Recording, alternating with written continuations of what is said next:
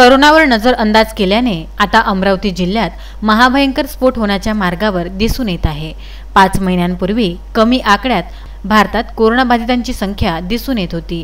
आता मात्र कोरोनाबाधितात झपाट्याने वाढ होत असताना शासनाने संचारबंदी उठवली आहे। यातच अनेक खोडसर नागरिक कोरोनाला खोटं ठरवून सोशल मीडियावर आक्षेपार्ह माहिती प्रसारित करीत आहे। भारतातच नव्हे तर संपूर्ण देशात कोरोनाचे रुग्ण आढळले असता आपण कोरोनाला व्यर्थ ठरवू शकत नाही।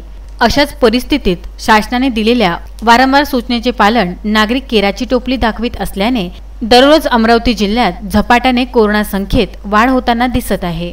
आता मात्र इतर आजाराकरिता जिल्ह्यातील रुग्णालयामधील बेड ही अपुरे पडल्याची तक्रार प्राप्त होत आहे। रविवारी पुन्हा सायंकाळपर्यंत 462 रुग्ण आढळून आले।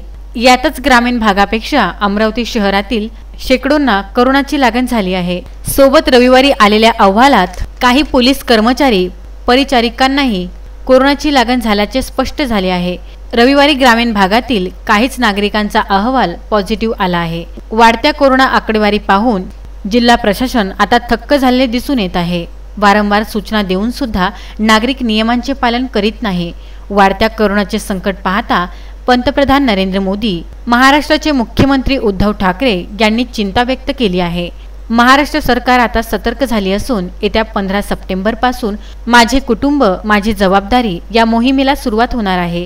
कोरोनावर नियंत्रण आणण्यासाठी 15 सप्टेंबर पासून आरोग्य विभाग घरोघरी भेट देऊन तपासणी करून उपचाराला सुरुवात करणार आहे।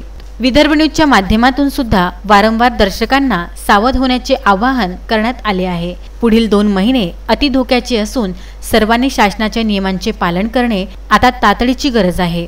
अन्यथा वेळ निघून गेल्यावर पोलीस प्रशासन आरोग्य विभागच थक्क झाले तर मोठा अनर्थ निर्माण होऊ शकतो।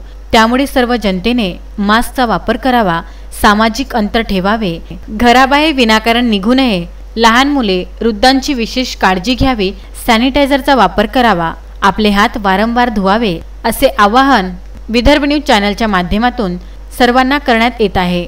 अजय शृंगारे, विदर्भ न्यूज, अमरावती।